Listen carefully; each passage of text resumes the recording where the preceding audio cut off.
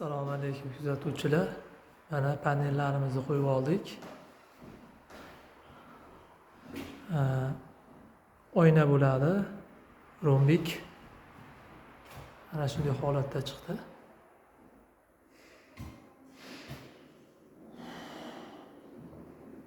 Kraskaga tayyor bo'ldi. Xohlasa kraskasini sepamiz. Mana stiklari ochgan kanalimiz taroq shu holatda tushadi. Tarafi mana shunday holatda bo'ladi. Betini zamasga qo'yamiz. Tekis bo'lib chiroyli chiqadi. Unaqa saylanitini unaqa narsalar qo'ymasdan qildik. Mana shu holatda. Ro'para televizorni tagida pastafkalar bo'ladi.